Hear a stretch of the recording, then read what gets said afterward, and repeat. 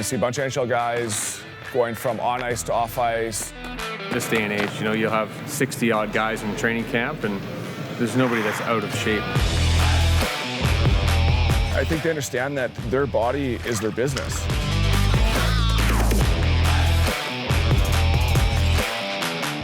I don't know, they're like big kids in a way. I love it here. I'm going to have fun. Just shows me how much it takes to be an NHL player.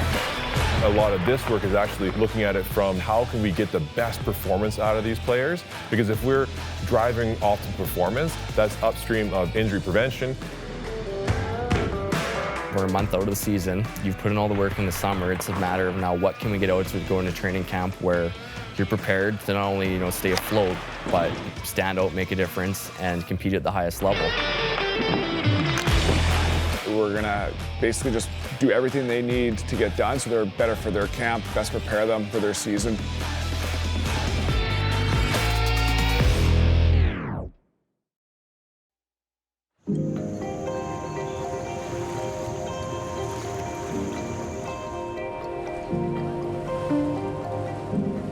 Pretty much July and August, all you get is the heat and sun. Not only is it an amazing place to live and to clear your mind, you can go on the boat, you can go golfing, drink some wine if you have it in you, but it's that training aspect. Everything you need is here. It's kind of like the last little touch of summer workouts, and just gets you dialed in for camp. I mean, it's all you could ask for.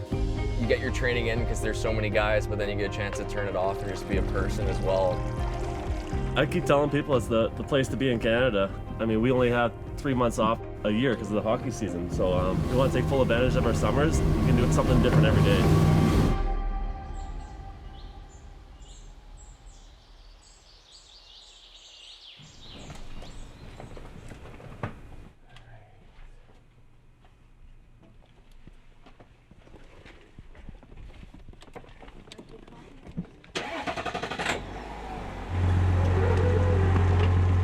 That nervous excitement. It's that, some guys are still trying to get a job, and I think you see the guys who have done the work are the guys who are really enjoying this camp because they feel great.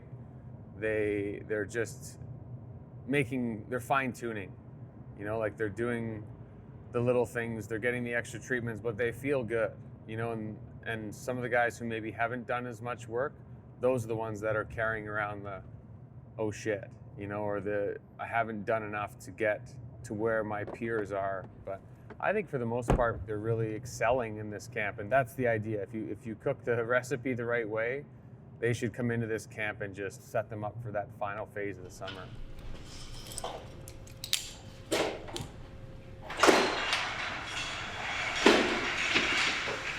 I started with the Toronto Maple Leafs organization. That was an incredible experience. I was there for 8 years.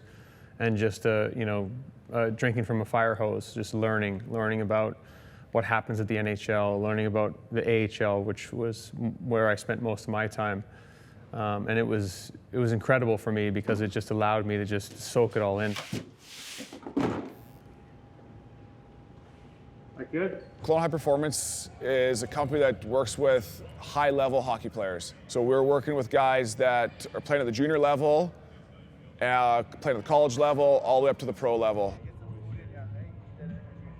Athletes are here for warm-up, training, treatment. Like, we're doing everything for these guys to get them prepared for their season. So it's not just working out, we're training, and the therapy side of it is to get them to perform at a higher level. Kelsey's just a little bit more like rainbow, up, down. Right?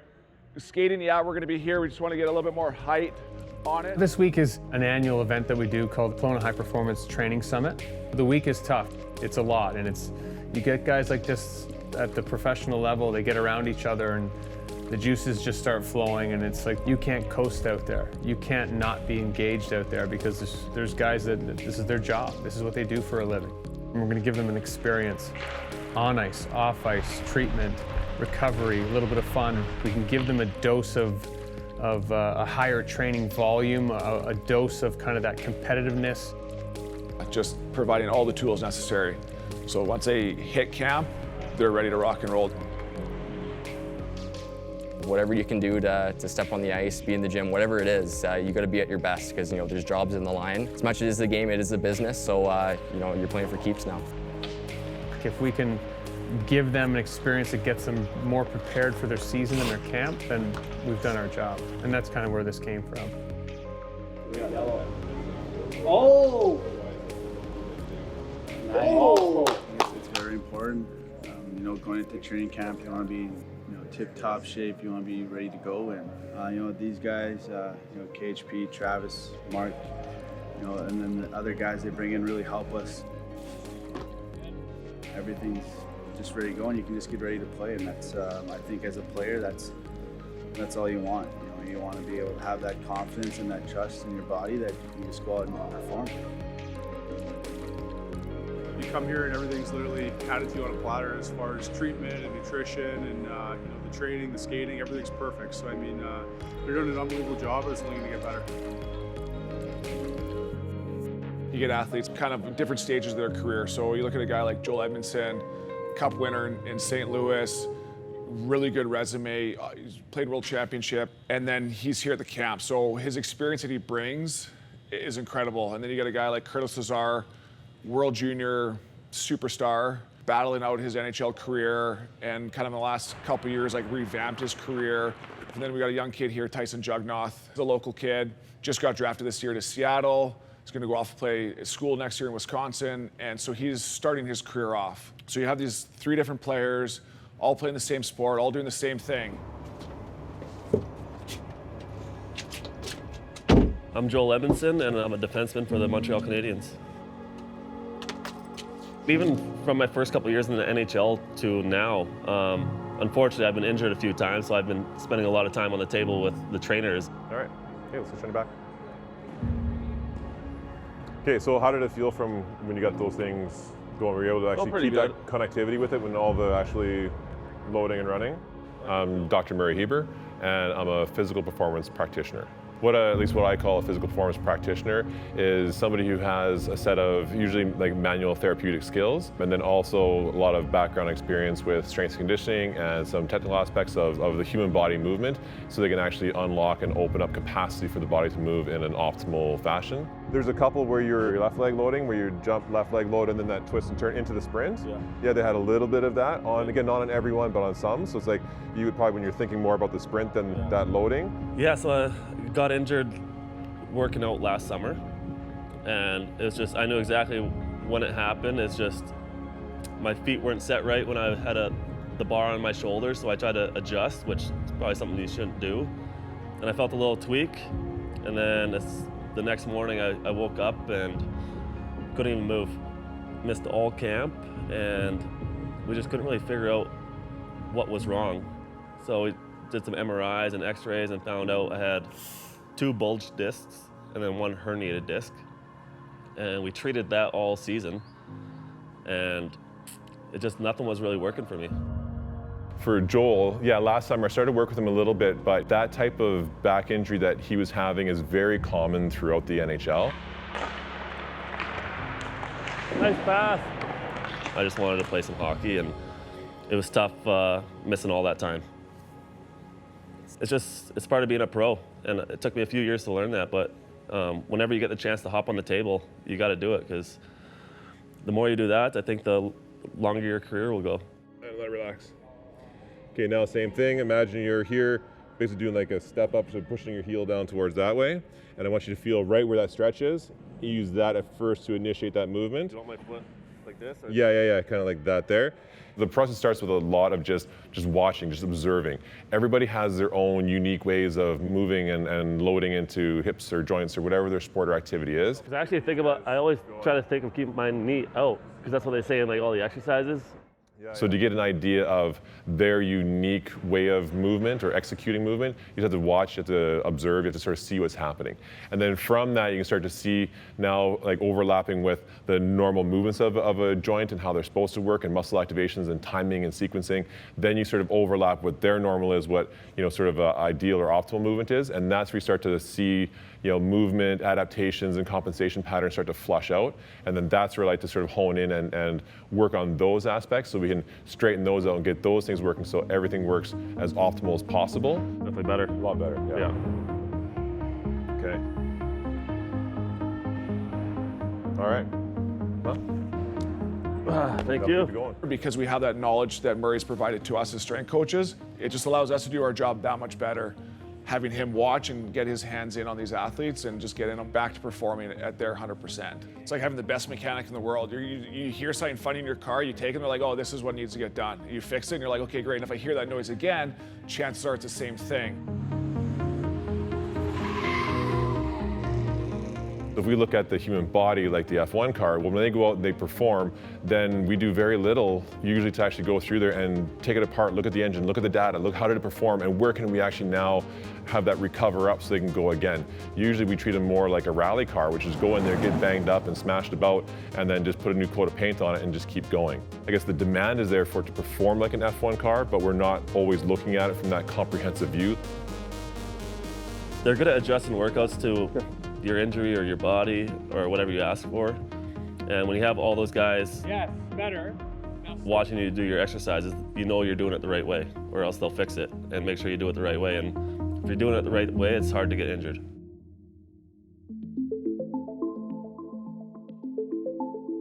That's the job, I guess, right? I mean, you say the job's playing a game, but it's a 12-month thing.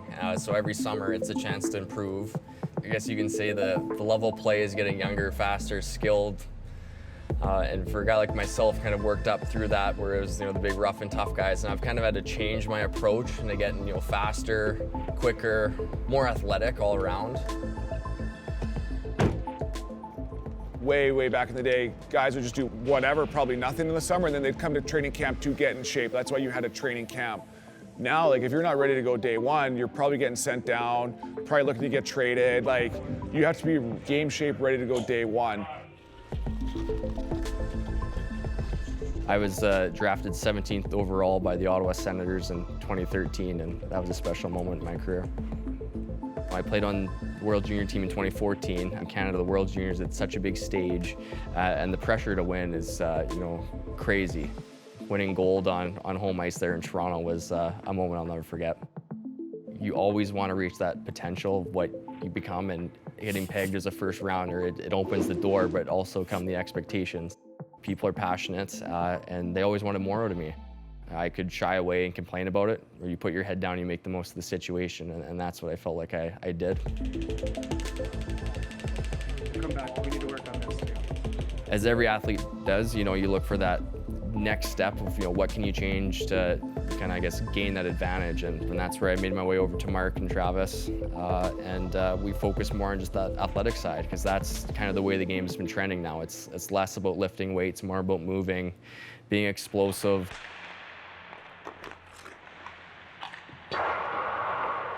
Get a little pump there? Yeah, so Curtis came to us about 3 years ago, and big, strong guy. So he lifted a lot of weights prior to, which is great, like crazy strong, really fast, straight ahead. When you look at his game, though, he needs to be more agile. He has to move better on the ice. If I can't go side to side or stop and come back, well, then it doesn't matter how fast I am. It's how fast I can change my direction, which really matters. So when he came in with us, kind of just asked, okay, like on the ice, what do you feel you need to get better at? Well, I just feel too heavy. I feel too big and bulky. Okay, well, what are you weighing at right now? So we have these conversations to figure out what does this guy actually need. Hockey players around the world are getting so good and so skilled that you can't take much time off, because everybody wants your job, and longevity is a big part of the league. So you have to stay on top of your game to get as many years as possible under your belt. That F1 car's got to get as efficient as you can. I was watching yesterday too. It looked like it's hard to tell. It's like either foot and or hip. Yeah. Sort of obviously work together. Yeah. My background with Murray, I guess, is we started working 2 years ago when he first came to the gym. And he's got such a keen eye. Obviously, he's professional in what he does. We just kind of give each other that look. Your left hip's jacked up. I'm like, yeah, you know it. We shot a lot of pucks earlier in the day. And with him now, we got it down to an art where it's 10, 15 minutes, if that, and you're right back to square one where you need to be. Who's this? Hey, who's this? Show him your plane. Show him your plane. Last year, my wife and I welcomed our first child, Owen, into the world. He's the best thing that ever happened to us because we can talk about all we want about how much, the game means to you and how much we can train and stuff, but he's always going to be number one. And as Owen continues to get bigger, as you're holding them under, everyone has their favorite arm, you hold them. And both of us, we were like, we can't turn our head one way, so what do you do? And we had a pain in your neck, and he's like, well, if you activate your lats when you're holding them, it's going to take less stress off your neck. Now your gen, all you have is that. Yeah, exactly. So yeah, just keeping that engaged down there. Sounds good. We haven't had an issue with it since we worked on that. Yeah. Knock on wood, but it's been good. Yeah, right on. But yeah, just keeping it up. Stuff like that you don't even think about, and a lot of people just go and get your neck rubbed. It's good for a day, but it's going to come right back. So to be able to get to the root of the problem is big. So he's been instrumental, not only in my health, but my wife's too. The biggest part of my role is actually standing there, watching them, taking video of them, sort of following around, and then a lot of times actually going back, doing video review and collaborating with Mark and with Bryce, saying, hey, here's what I'm seeing, and through here, what are you seeing from like a technical delivery standpoint? I'm looking at it from like a movement mechanics standpoint, and then Bryce, if he has some loading pattern data on that as well, then we can actually sort of overlay all those things, like, okay, this is what we want to go through there and do and target and try and now address from the functional standpoint. You can see like over 60, kind of right around 3 there. Your best jump would have been probably your first one. So you're actually. It was really nerve-wracking for me when I first started a couple years ago, because I watched a lot of these players win Stanley Cups, and kind of as I fell in love with hockey, watched these players at the professional level. So that was the nerve-wracking part for me. As soon as I realized that they're just normal people, and they started to have confidence in me a lot more, and that I knew what I was doing, and even though I probably am young and look a lot younger than I am, they started to kind of realize that this guy can help me, and they were confident with what I could do. We're doing a 10-meter standing sprint and a 10-meter fly-in sprint. The reason we do 2 is we look at the difference between the 2. Go ahead, Carter. So if there's a large difference, then we would need to increase their foot speed and explosiveness to be able to get up to their top speed. If there is a short difference, if they're very close together, we should increase their top speed because they should be faster on the fly. Performance monitoring and training monitoring, kind of efficiency to see if what we're doing is actually working and what we need to change, how we can optimize strengths and weaknesses and guide the car to be the best that it can be. But I think in the same way that someone that specializes in tires on the car still knows a little bit about the engine, but is not the engine expert. And I think through experience and through my education, I know a little bit about everything, and I can kind of integrate everything on the same page and just to kind of optimize the full car performance.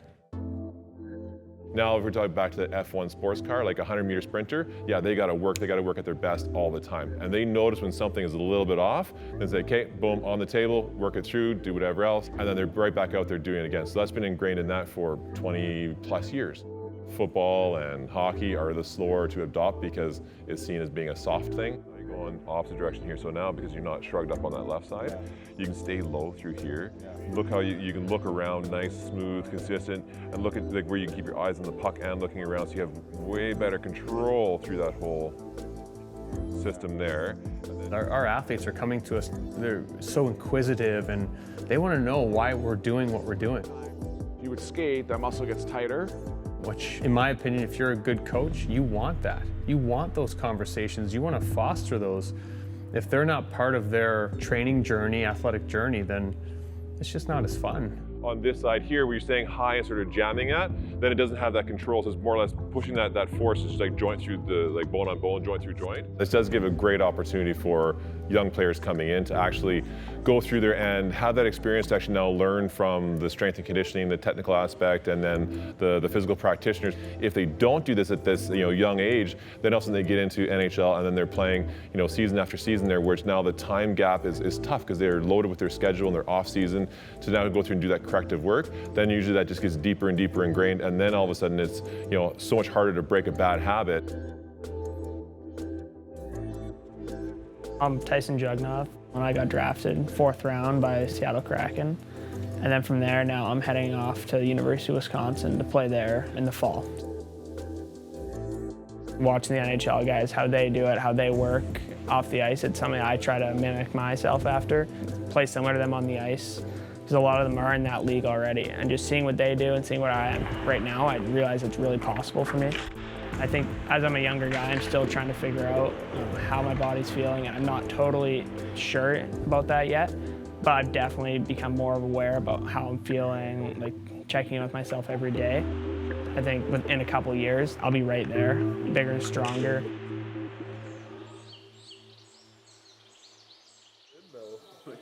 Someone put some... Look at Derek's helmet. Oh no. Right now, it's a lot about gaining weight. I've been told I'm kind of a slimmer guy. The only way I'm going to make it to the next level is to gain weight. On the ice, I think I'm right there. Like my skills, it's more just getting physically stronger, physically bigger, being able to handle the pressure from the older guys, and working with Mark and Travis, just getting bigger and stronger, faster, everything. That'll just help my game so much more. I realize it's really possible for me, and just keeping on the same path I am right now and keep working hard. I think, honestly, Travis has been instrumental for Tyson, and he was one of the first guys that I texted in terms of a thank you when he did get drafted. And Travis has been way more than a strength and conditioning coach. He's been a very good mentor for Tyson. He's just not a big statured kid. Like he never has been. He's kind of one of those like late to develop kind of guy. So a player like him, he just has to just kind of wait for like nature to take its natural course, because you can't force to put on size. And I think if you kind of go back to that old school mentality, like, oh, if you just put 10 pounds on a player, he's going to be automatically better. Well, that's not always the case. Even if it's 10 pounds of muscle, he's still saying he has to move around, and if he's not used to it, it's going to take away from his skill on the ice. As long as he's training properly, eating properly, resting properly, that weight will naturally take care of itself. We have to be very cautious with him that we don't, push too much on him, because he's not there yet. He's a kid that I would slow cook, right? You take 3 years and you just pour into him with training and nutrition, and I think you put him in this environment, he's not going to be the loudest guy, but he'll compete and he'll take it in. Okay. Whenever you're ready. Nicely done. Good job. Really good. So again, if we look at those numbers,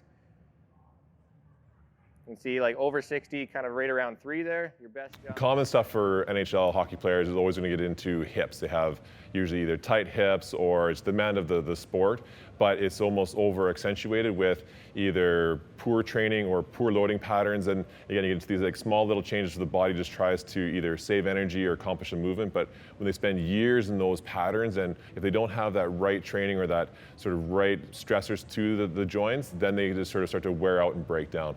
Basically with this, we're measuring the force that he produces into the ground as he does his vertical jump.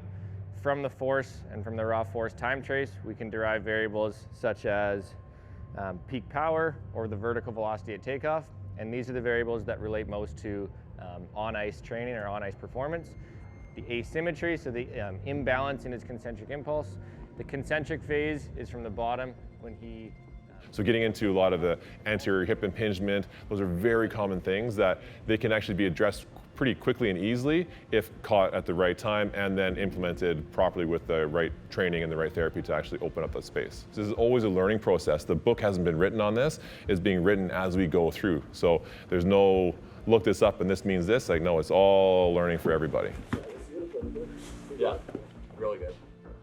It's a process. Obviously, when you're working with professional level athletes, the details matter. They're in everything, and that's the difference at the highest level.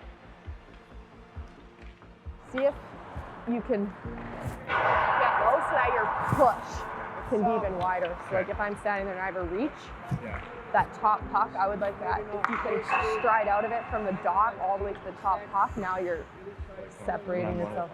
Typical power skating now is only one element of skating. Skating's a skill. It's obviously the precursor to playing the game, and so if you can't skate with pace, with now multi-directional movement patterns, you can't really stay relevant at the NHL level. Changing their movement patterns on the fly, and all of it's responding to the way the game's played.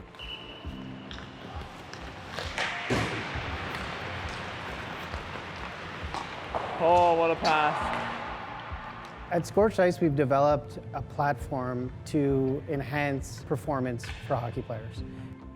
So the sensor slips underneath the skate between the boot and the holder. And then the ice session is completely recorded within the app. At the end of the game, you upload your data to the cloud, and it gets pushed through the Scorched Ice algorithms, and then provides you with input on your session and on your stride. So you better understand how you performed in the game at a macro level, but also how you can improve your specific stride, whether it be a straight line, a crossover, or a tight turn. Here we're at an NHL camp, getting very granular in terms of understanding stride times, understanding the push, the recovery, and the glide phase of their stride, and again, how much power they're generating as well, right foot and left foot, to understand strengths and understand symmetries. Just want to walk through your stats from yesterday. We'll show you some session stats, but then also some stride stats. So here you actually see your right foot goes through the push phase a lot faster. Yeah. Which, again, like trying to understand what's good, what needs to be improved upon. When you actually pair that up to acceleration, so here, your purple is your right, and your red is your left. As an athlete, you're always trying to better yourself, and just having all of the, I guess, the amenities at your fingertips, it's great. The hands-on instruction is outstanding. I really enjoyed having the open ice before or after the practice. That was you kind of dial in on specifics and then put them to the test when the rest of the guys get out there. And again, just whatever you need, there's someone there to help you with it. So basically there's 5 heart rate zones and it's all color coded, so gray being the lowest, red being the highest obviously. And it's all based on percent of your heart rate max. So everyone's heart rate max is right around 200 at this age and gives kind of an overall indication of their intensity of the session. So how intense it is for them. And it's gonna be different for everybody, so that's why you'll see a different training load for everybody. Training's changed a ton over the years. I mean, I remember when I first started kind of getting into training, the approach and the mentality was train hard and as long as you can. You know, you'd be in the gym for 2.5, 3 hours and just kind of bagging yourself to get in shape. And now it's kind of totally changed where it's more specific and more, you know, dialed into what you need for that day and kind of how your body's reacting to everything from the day before. A little bit of a pause when you first punch. Everyone's collaborating and whatever they can do to help and get the best out of the athlete is kind of the mindset, which as an athlete, what more can you ask for? There's no excuses not to, you know, be at your best. So all in all, I mean, you take full advantage of everything.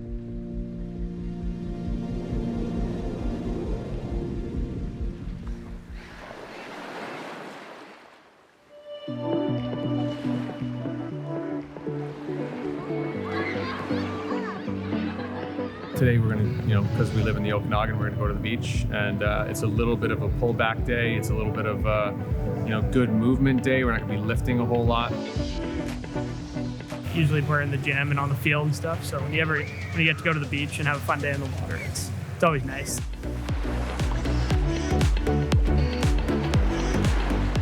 Positions they'll be in on the ice, so we'll do it off the ice and get them just kind of hold that position. And so whether like we're partnered up and like you lean into me just to understand like where you need to have your body weight, what muscle should be working when you load that, and just kind of that mind-body awareness. It's a lot more fun than being in the gym. It's our job, and everyone knows that. Doesn't matter if you're in junior hockey or in the NHL. It's junior guys are trying to get to the NHL, and the NHL guys, we're trying to keep our spot in the league. So every day we show up and we put the work in. And yeah, we push each other, we cheer each other on, and at the end of the day, it's our job and we love it.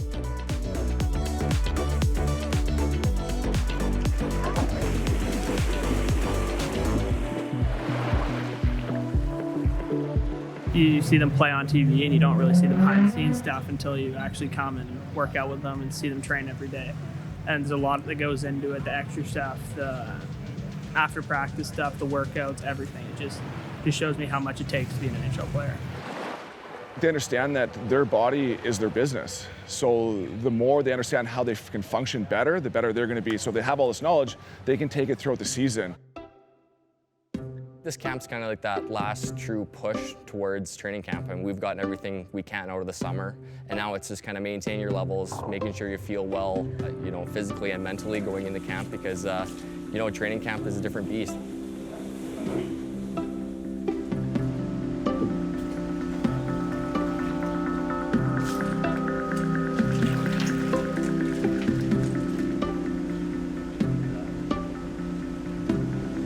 We do this before every game, so it's kind of... Yeah. Mark's done a great job of pulling in a full team of services that are all built around driving performance and maximizing recoveries. So we're supporting the athletes with IV therapy, and the main objective is hydration, to help rehydrate them after their long workouts. There's some really nice high-dose vitamin C, zinc, things for the immune system. If you think about every cell like a car, the engine of it is called the mitochondria, and this is fuel for the mitochondria. So it's really for every single cell in the body, just to enhance what they can do on the ice and then recovery time too. People working on breathing and being able to expand ribs, all these things can maximize your recovery as well as dialing in your performance. So yeah, there's massage therapists and other healthcare practitioners all there to help educate but also deliver services to them so they can actually learn and experience it and also get the actual care that they need while they're going through this intense camp. A lot of what I'm doing is not only the hands-on therapy where we're trying to see where the opportunity in the body is for range of motion, mobility, but also using the breath, using almost like my words to guide them into the cells that make them them. And you're just going to start with bringing a breath into your lower belly, feeling the belly expand into the table, and then it rises from there. And out through the mouth or nose, doesn't matter. A lot of strength coaches would say it's more of an experience than like a therapy hands-on session, because I'm really guiding them back to their physiology and what makes them them. I'm just going to start to get into some spots that'll be a little bit harder for you. So it's a little bit of guiding them through that, and then they utilize that while they're on the ice. So they're in a softer state where they can float more, like I call it like a buoyancy.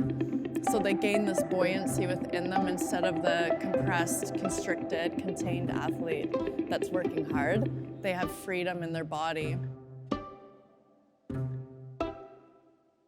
You have all these eyes on you, and everyone wants to make you feel the best you can, and everyone's cheering for you. So, we got a good team here. We got a good thing going, and so, it's nice to have this camp. Just, get all the guys together, push each other, and now we'll go into camp flying. Dealing with an injury is never easy. They're human beings, right? They're not acting when they're on the ice. Like, that's who they are on the ice, off the ice, in the gym. So there's a big emotional component to it. And then you have the struggle on the family side. Your father's sick, so you're trying to juggle and deal with both these emotional things. And I don't know how someone does that.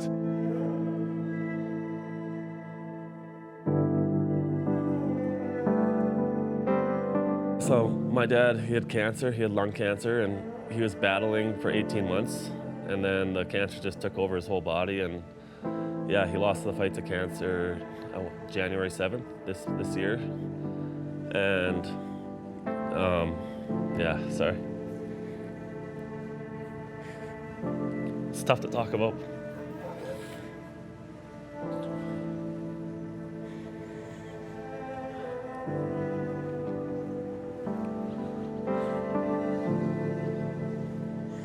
So I was injured all season, so I was missing the road trips with the guys. It was COVID, I couldn't really do much in Montreal.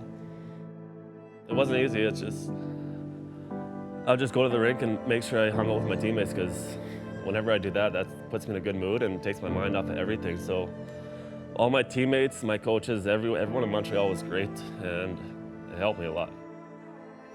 I just want to get back playing, because I know my dad wasn't with me, but he's watching from up above. Sorry.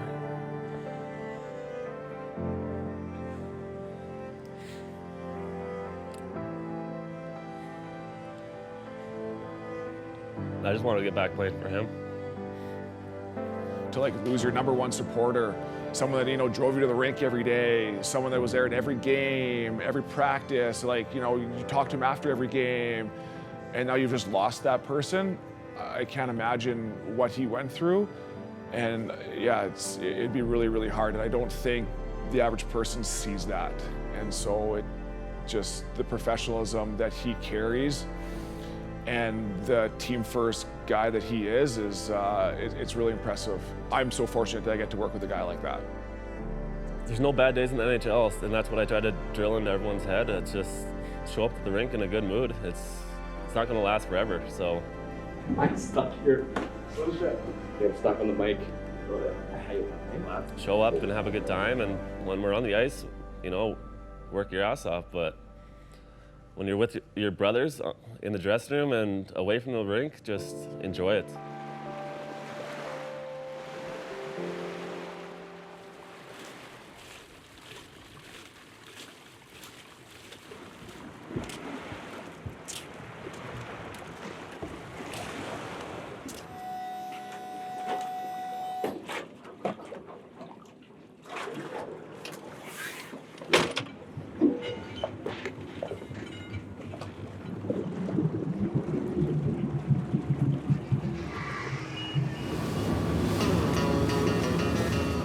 It goes a long ways. Just to get out, you know, take your mind off of hockey and training. It can wear you out. So whenever you get the chance to come out and go boating or go golfing with some of the guys, it's always a good time, and just to get away from hockey. Surfing's great. It's a lot easier on the body than most other water sports. Kind of just picked it up last year. I've only had the boat for two summers now, so still learning, but it's coming around pretty good. I think the boat that we got kind of makes it easy.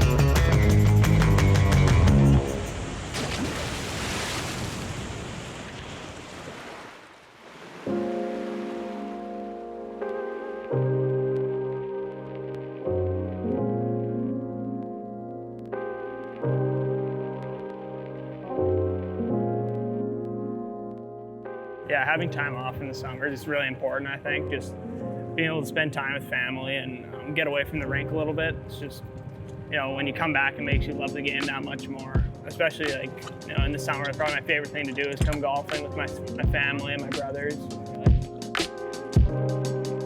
Someone needs an eagle for the camera here.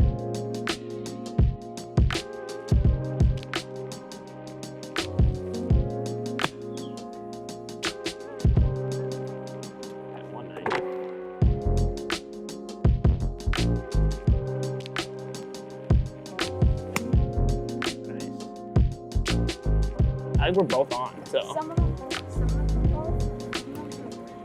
You're gonna have a long putt. We skate and work out every day. It's taxing on your body, and just that time to recover and actually build the muscle and be ready to go for next week it's super important. And especially being able to get out here and just relax and you know, just blow off some steam. It's super nice.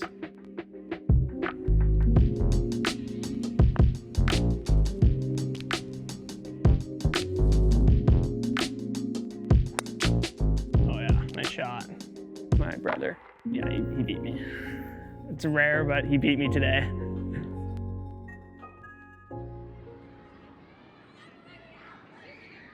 Do you like the water park, eh? Are you excited? To be, I assume, mentally, physically sharp for your job ahead, which is, I mean, preparing for the hockey season, but it can be grueling at times. So having that chance to, you know, forget about the sports side and just be a family man. And separating, I guess, your family life from your job's important. There we go. Come on.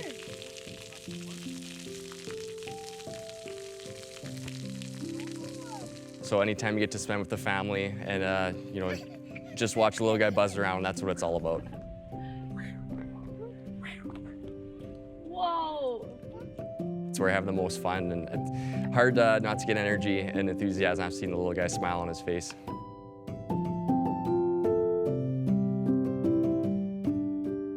These guys, they really don't take time off. That's why the environment has to be, an environment like this has to be fun. It has to be somewhere where they want to be, or otherwise it's pretty miserable. You want them to take a mental break. real quick.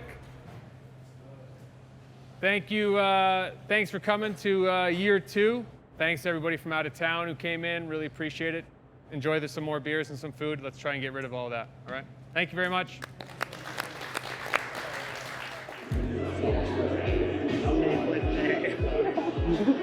Every Monday that rolls around, you're a week closer to the season. It's an opportunity to step up, ramp things up, and the trainings to get more intense. So to have this camp for us all to come together, and I refer to it as a dry run, going through our workouts, the on ice, and all that stuff. It's a great opportunity to kind of test our bodies, see where we're at, what we need to work on in the last month leading up to the season. This is the push week. You're here to compete. We're here to get you ready for camp. And we have all the pieces here. There's new gimmicks out every day. There's new toys to play with. There's, different tools that you can use. And, we don't have a ton of those because the best thing that we have is us as coaches, myself and Travis, Murray, and Bryce, all our people that contribute into these. That's the unbeatable part. Yeah. Here you go. It's something that I've kind of come to realize in the last couple of years is that this is a real possibility. And just working out with these guys and working out with the NHL guys, it just shows me like what I need to do to make it to that level, and just trying to mimic what the NHL guys are doing, trying to work as hard as them, trying to do the same things as them. We're a month out of the season. You've put in all the work in the summer. It's a matter of now what can we get out to go into training camp where you're prepared to not only stay afloat, but stand out, make a difference, and compete at the highest level. They're such smart guys, and they know how to create programs for each body, each player. So every year it's getting more and more scientific, and there's something new that we include into our workout program. And working with those guys, it's been awesome so far. Boys are working it. They're all pushing each other. And then so the training gets better. They're all getting better, right? It's like as a tide rises, all ships rise type thing. And Mark, training at the highest level, being in the NHL as a strength coach, he understands what these guys need on a day-to-day basis. So I think both of our kind of minds and our previous history coming in really gives these guys exactly what they need. When he says clean edge, see if you can ride it laterally. Everyone's trying to learn from one another, and I think that's a cool thing. Everyone, has their strengths, and obviously everyone has their weaknesses, and everyone's kind of picking each other's brains and just whatever they can to help. But I think that's really the driver, is to get to that same level of integration between disciplines to be able to treat those athletes like F1 cars. Those things just help to shift where you're initiating that movement from to help make basically the performance more robust. Personally, I feel good. I'm ready for the season, and it's a great way to end a good summer. And now I'm looking forward to the next challenge of going off to school. I think this week really helped prepare me, playing with the older guys, learning from the older guys. For me, it's another adventure. It's that next chapter in my career. It's a new team. Say it's a new city, but for myself, it's ready to get down to work. You put in all the hard work, the blood, sweat, and tears throughout the summer, and now it's to see what you can do during the season.